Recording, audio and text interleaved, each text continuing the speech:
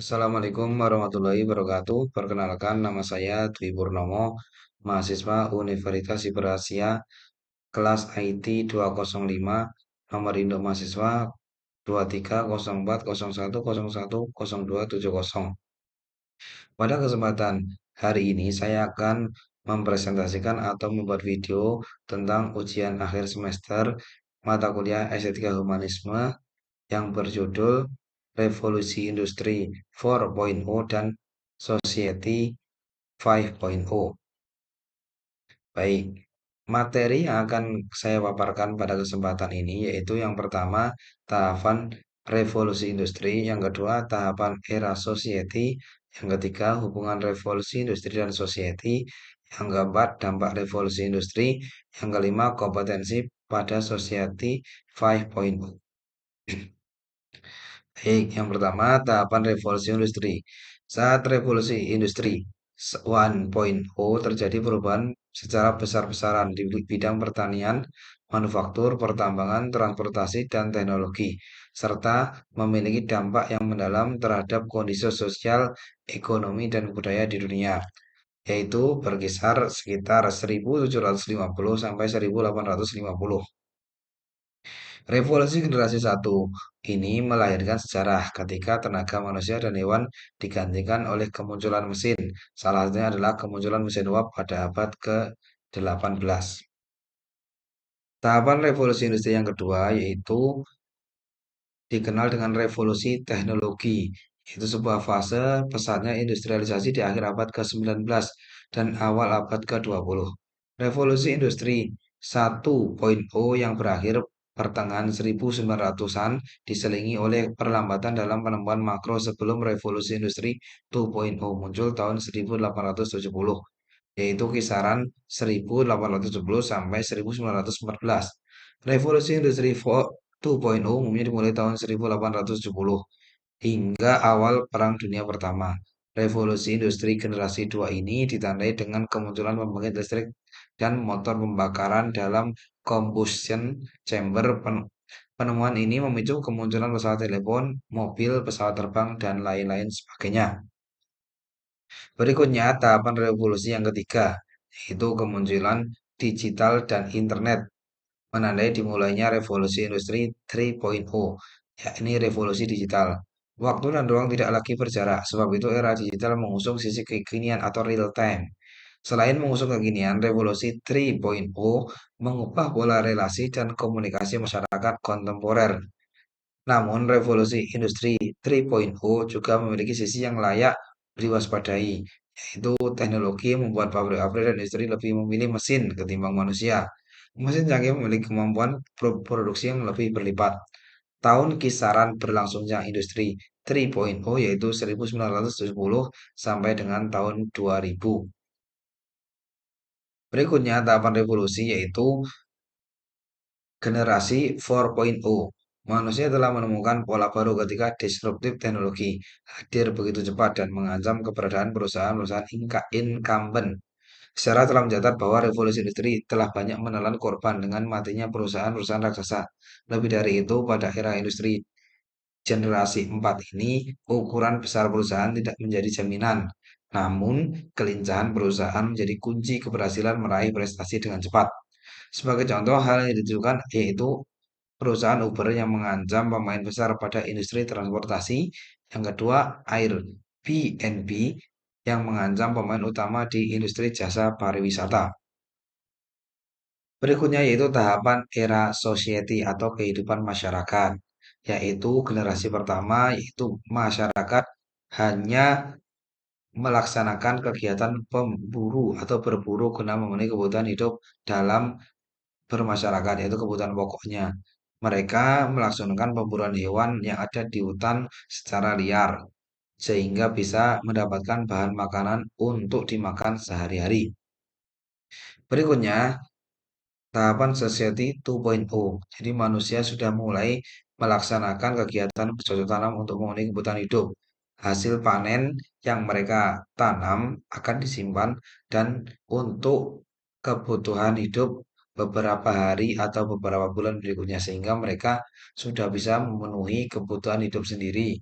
Mereka pun juga sudah mempunyai rumah untuk berlindung dan tidak pergi ke tempat-tempat lain atau berpindah-pindah tempat secara tempat tinggalnya.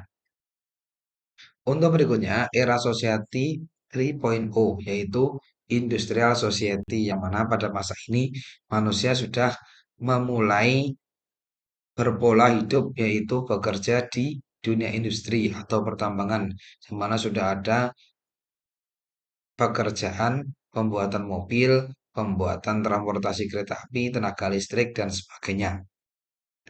Berikutnya di era Society 4.0, itu diterapkan dan digunakan untuk memenuhi kebutuhan hidup dan memperoleh informasi pada Society 4.0, yaitu kemunculan internet dan teknologi-teknologi yang lainnya sehingga jarak tidak menjadi masalah pada saat itu. Tahapan society berikutnya yaitu entering society 5.0, yang mana setiap perilaku kehidupan akan diterjemahkan dengan kecerdasan buatan atau artiologi intelijensi, kemudian akan ditransformasikan dengan jutaan data melalui internet. Hasil penerjemahan tersebut akan didedikasikan menjadi suatu kearifan dan meningkatkan kemampuan manusia dalam membuka peluang untuk kemanusiaan dalam bekerja dan sebagainya. Sehingga data-data yang disimpan bukan lagi di hard disk, sudah memulai dengan menggunakan big data, menggunakan IoT, dan menggunakan cloud. Hubungan antara revolusi industri dan society. Jadi antara revolusi industri dan society atau kehidupan bermasyarakat itu ada beberapa hubungan. Yang pertama yaitu secara konsep memiliki perbedaan yang jauh, yaitu konsep Society 5.0 lebih memfokuskan konteks kehadiran manusia, sedangkan revolusi industri menggunakan AI dan kecerdasan buatan yang merupakan komponen utama dalam membuat perubahan di masa depan. Sedangkan Society 5.0 juga menggunakan teknologi terkini tetapi mengandalkan manusia sebagai pemain utamanya, yaitu sesuai tabel tersebut, yaitu revolusi industri 4.0, yaitu pertama mekanisasi, yang kedua produksi massal, ketiga komputer dan otomatisasi, dan keempat Internet of Things atau benda-benda dalam jaringan. Tapi untuk kehidupan di masyarakat 5.0, yang pertama masyarakat menjadi pemburu dan pengumpul, masyarakat pertanian, masyarakat industri, berikutnya masyarakat informasi, dan yang terakhir itu masyarakat pintar. Berikutnya dampak revolusi industri. Terdapat tiga hal yang terdampak secara langsung maupun tidak langsung yang mempengaruhi tatanan hidup manusia di seluruh dunia. Yaitu yang pertama dampak bidang sosial, yang kedua dampak bidang politik, yang ketiga dampak bidang ekonomi. Dampak revolusi industri yang pertama di bidang sosial yaitu memiliki dampak yang sangat jelas bagi masyarakat seluruh dunia. Berkembangnya industrialisasi telah menimbulkan kota-kota dan pusat-pusat keramaian yang baru atau masyarakat urban. Akibat makin meningkatnya arus urbanisasi ke kota-kota industri, maka jumlah tenaga kerja makin melimpah. Sementara itu, pabrik-pabrik banyak yang menggunakan tenaga mesin sehingga mengurangi jatah tenaga kerja manusia. Dalam arti lain, pengangguran akan menjadi semakin banyak. Selain itu, dampak negatif juga muncul di dalam kegiatan ini, yaitu adanya kelompok pekerja, yaitu pabrik, buruh atau karyawan, dan kelompok pengusaha atau majikan yang memiliki industri atau pabrik. Di bidang politik, yaitu memberikan dampak di belahan dunia, termasuk di Indonesia juga. Adapun dampak yang cukup krusial yang terjadi yaitu ketimpangan ekonomi, ketidakmerataan pembangunan, dan ketidakadilan merupakan isu yang berkembang di dunia usaha. Situasi ini menimbulkan isu politik dan akan memunculkan gerakan-gerakan politisir yang dimanfaatkan untuk kepentingan politik atau partai buruh dan partai liberal. Ketidakadilan yang dirasakan pihak-pihak tertentu akan memunculkan gerakan atau organisasi-organisasi kemanusiaan atau gerakan sosialis. Berikutnya dampak revolusinya yaitu pada kehidupan ekonomi, yaitu meningkatkan usaha industri dan pabrik secara besar-besaran dengan proses mekanisasi sehingga akan memberikan kemudahan dalam hal produksi. Dengan teknologi aplikasi yang lebih efisien, efektif dapat dalam operasional, produksi barang dan jasa menjadi semakin cepat, mudah serta dalam jumlah yang banyak. Namun revolusi industri 4.0 menimbulkan efek negatif untuk industri tradisional dan berskala kecil. Sektor ini akan mengalami stagnasi dan bisa mengakibatkan kebangkrutan. Oleh karena itu, kompetensi di era revolusi industri dan society 5.0 yang wajib kita miliki, yang pertama yaitu leadership atau jiwa kepemimpinan. Karakter pemimpin identik dengan karakter kuat menghadapi setiap perubahan baru. Revolusi industri 4.0 tidak dapat dihindari dan dihentikan. Karakteristik pemimpin di era revolusi industri yaitu pertama berani, mau menerima, mendorong, dan memotivasi tim untuk memberikan feedback terhadap kepemimpinannya demi kemajuan organisasi atau usaha. Selain itu, pemimpin harus memiliki keterbukaan dan mengembangkan bakat bagi penerusnya.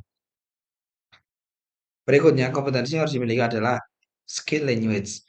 Tidak dipungkiri bahwa kemajuan revolusi industri 4.0 mementingkan perkembangan kognitif atau abilities skill untuk meningkatkan kualitas tim dalam rangka memasuki era industri 4.0, memaksa manusia memasuki dua dunia, yaitu dunia real dan dunia virtual.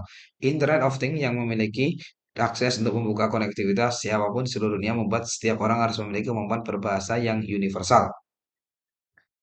Kompetensi berikutnya yaitu literasi digital. Konsekuensi era revolusi industri 4.0 itu penguasaan IT literasi. Walaupun tidak memiliki kemampuan akademik dalam bidang informasi teknologi, namun untuk mampu bersaing kemampuan IT harus dikembangkan. IT literasi merupakan fokus pada konsep Society 5.0. IT literasi merupakan bagian penting untuk cognitive flexibility atau fleksibilitas mental. Revolusi industri 4.0 merupakan industri yang menggabungkan teknologi otomatisasi dan dengan teknologi cyber. Ini merupakan tren otomatisasi dan pertukaran data dalam teknik teknologi manufaktur, termasuk dalam sistem cyber fisik, internet untuk segala sesuatu atau Internet of Things, komputerisasi awan dan komputasi kognitif. Berikutnya, yang skill yang harus kita miliki juga yaitu writing skill. Salah satu kemampuan yang harus dimiliki pengusaha atau siapapun dalam era 4.0 dan 5.0 ini. Kegiatan menulis pun tidak terlupakan dan harus dimiliki untuk mengembangkan diri dan bisnis. Sehingga dengan menulis dapat menuangkan sesuatu ide atau gagasan inovasi baru yang dapat dikembangkan melalui Society 5.0. Tingkat publikasi ilmiah dari suatu negara mencerminkan tingkat pendidikan masyarakat dan kualitas pendidikan. Keterampilan menulis mendorong kita untuk menghasilkan dan mengungkapkan ide baru yang original, jelas atau intelligible, dan merekomendasikan efektif aktivitas apresiasi pikiran melalui tulisan atau publikasi yang bermanfaat untuk pengembangan diri dan dunia. Kesimpulan saran, yaitu di era ini kita harus pertama-tama kita harus banyak mempelajari dan menguasai literasi baru, baik berupa literasi data yaitu kemampuan membaca, analisis dan menggunakan informasi big data di dunia digital. Yang kedua, literasi teknologi, memahami cara kerja mesin, aplikasi teknologi, coding, artificial intelligence, machine learning, engineering principle, biotech, dan literasi manusia, humanity, komunikasi, and design. Untuk pada dasarnya kita harus mempunyai pemikiran yaitu menjadi pembelajar sepanjang hayat. Baik, terima kasih. Mungkin itu yang dapat sampaikan, yang saya sampaikan bahwasanya data atau paparan yang saya sampaikan ini berasal dari data-data yang kami dapat dari materi perkuliahan. Selain itu, kami juga mendapatkan juga dari literasi-literasi atau sumber dari internet atau dari sumber-sumber yang lain. Terima kasih. Wassalamualaikum warahmatullahi wabarakatuh.